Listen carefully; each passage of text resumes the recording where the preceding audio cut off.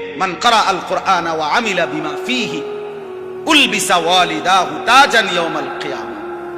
আল্লাহর নবী সাল্লাল্লাহু আলাইহি সাল্লাম বলেন, যে কোরআন পড়লো, কোরআন অনুযায়ী জীবন চালাইলো, ওই ব্যক্তির মা বাবাকে কিয়ামতের দিন নূরের মুকুট, আলোকিত মুকুট পরিধান করানো হবে।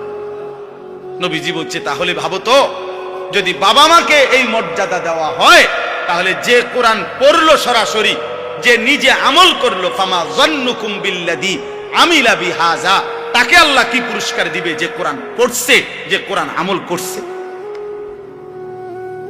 বাপ মারে যদি আল্লাহ সম্মান দেয়, তো হাফেজে কোরআনকে কি দিবে? আলেমে দ্বীনকে আল্লাহ কি দিবে?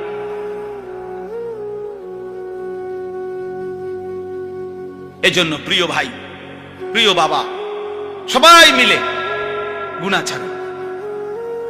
আমার মূল বক্তব্য আজকে এতটুকু, গুনাহ ছেড়ে দিতে হবে। আখিরাত যদি পাইতে হয়, জাহান্নাম থেকে বাঁচতে হলেও গুনাহ ছেড়ে দেওয়া জরুরি, জান্নাতে প্রবেশ করতে হলেও গুনাহ ছেড়ে দেওয়া জরুরি। এক মুমিনের ডিউটি দুইটা,